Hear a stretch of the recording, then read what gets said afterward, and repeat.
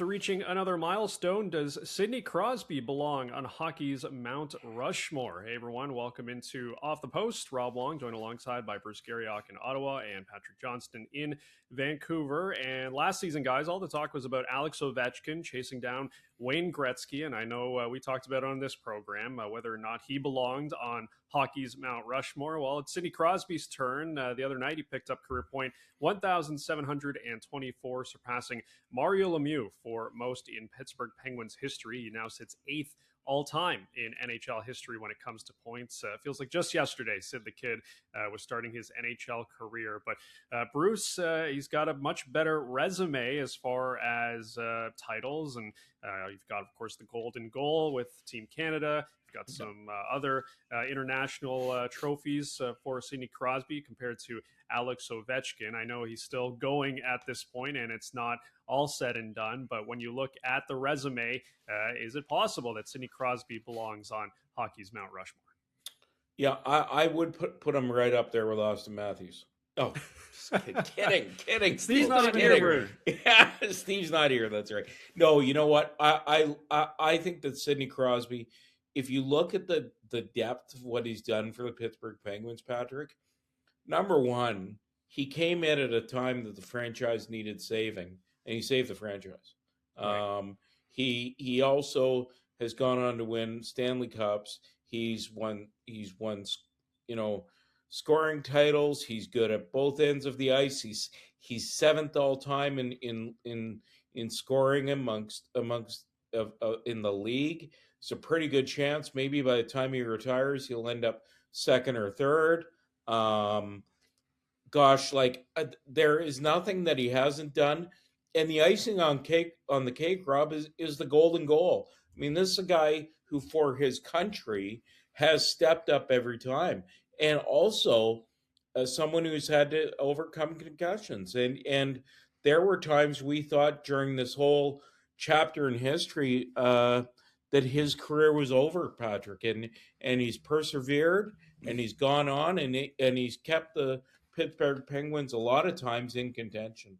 Yeah, on that note, I mean, just how close this all came to ending. I was talking to Pat Brisson a while back, obviously talking about his big clients here in Vancouver, but he wanted to talk about Sid as part of the discussion and just how, nice edge his career was at one point. That, we forget that season where he played those 12 games at the end, he was, in Santa Monica, didn't know if he was going to be able to play hockey again. And that's the amazing thing in all this, is not just that he was obviously able to recover from that, but that he has just been so consistent all the time. And he still has a hell of a shot, and he still has amazing vision, and his ability to create space in the tightest of corners and battle behind the net and just play in that way that really sets him apart from the likes of Gretzky, Lemieux, all the guys that we often look back to, even his contemporary Alex Ovechkin. It really is amazing what he's been able to do. The challenge for me, if we're talking about Rushmore and picking 4 guys, it's like, well, who else is there already? I mean, presumably Wayne Gretzky is there. Is Gordie Howe there? Is Bobby Orr there? Is Mario Lemieux there? Is Alex Ovechkin there? It starts getting difficult, and you're going to have to start making choices. We've always put Mr. Hockey on there, but can we put Sidney Crosby over Gordie Howe? I know that sounds crazy, but that's the discussion we have to have. And I certainly think there's a case. I mean, obviously, again, different style of player. That's the amazing thing about all these different guys, is how they've all played in such a different way. I mean, I suppose in a way Lemieux and Crosby are the closest, but of course Lemieux was so big, right? He just played with his size and his skating and just his, the vision and sort of talents. I mean, he would have been, if he didn't have cancer and, if he had played a longer career, maybe we do think of him higher up the tree than Wayne Gretzky. But it is remarkable to have this discussion, just to look at the guys in the mix and realize just this is true. I mean, McDavid's going to be in the mix too. McKinnon, right? The guys that we're adding, is actually remarkable. There's defensemen that probably deserve to be in discussion too that we aren't even talking about, Ray Bourque, Paul Coffey, all these guys. I mean, this is the thing, as I was covering Quinn Hughes over the last couple of years, the number of Hall of Fame defensemen that kept coming up in comparison to him was a reminder of how much talent has come through this game. And again, that is the thing that stands out Crosby, is that he clearly, most definitely, is comparable to all these guys. Well, and you look at you speak about Crosby and who you would put on that you know give that honor to, pardon me, and you think about all those guys on your Mount Rushmore who you mentioned: Gordie Howe, Bobby Orr, Wayne Gretzky, Mario Lemieux to some extent. They all played in different eras, Yeah. right? And the game has changed so much since guys like Lemieux and Gretzky were in their heyday. Gretzky to Lemieux in the '87 Stanley Cup Yeah. or Canada Cup final. The game has completely changed, and what Crosby has been able to accomplish with the way the game has changed over the years is remarkable, Yeah. Rob.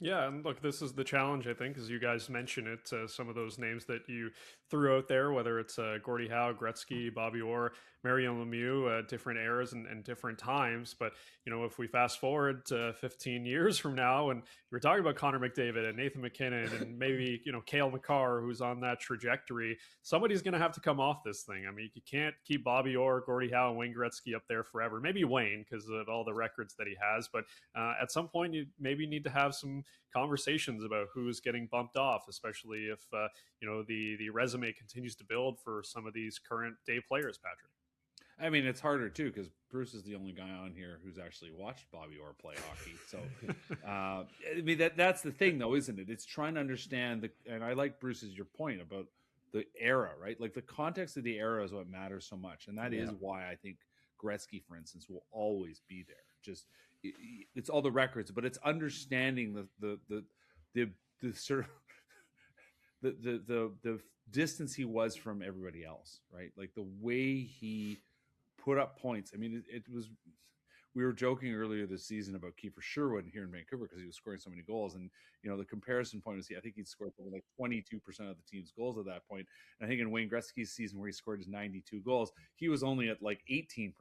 But like the point is that it was this unbelievable statistical dominance, right? The way he was able to score and kept scoring and did it year after year, and we forget 200 points multiple times, something nobody else other than Mario's come close to. Like it is insane to contemplate how dominant Gretzky was, even in the loosey-goosey 80s, right? Like the fact he kept going. That is the other thing about Crosby, is that he has been that consistency. He's kept scoring all the way through in both shades of this current era, right? Comes in the shadow of the dead puck era where things start getting loosened up. But even then, there's still a lot of defensive hockey. Now we're playing this kind of high octane era. It goes through the goaltending era of 10 years ago. Now he's playing this high octane era, and all the way through, here's a guy who's constantly putting up seasons that are, if not over 100 points, but touching 100 points. It is remarkable to me, that consistency. And as I said, there was that mid-season blip or mid-career blip where we thought maybe we'll never see him again. How will he be able to rebound? And the fact that in the end he found his way back to full health and has been a producer. And the fact we're talking about just as a lock for the Olympic team at age 38, like it's amazing to me. It is just such a statement about how talented he is, both from a scoring ability, but just from a health perspective as well. Well, and no kidding. I mean, I look at and when you compare 38-year-olds, I've watched the trajectory, I guess is maybe the best way to put it, of Claude Giroux's game kind of dipping, right? But, a guy like Crosby's the same age and he's still playing at the same level. And I think you also have to look, Rob, when you talk about Mount Rushmore's, Gretzky will never be unseated because I think you have to look at what people did for the game. And I know people are down on Gretzky because of his politics, but what he did for the game as an ambassador for the game, a face for the game, to me, that is unmatched. What was that commercial at the 2000 All-Star game in Toronto where was it Gretzky, Lemieux, Yager, where they were passing the torch to like Bure and Yeah. said, it's your turn now. Yeah.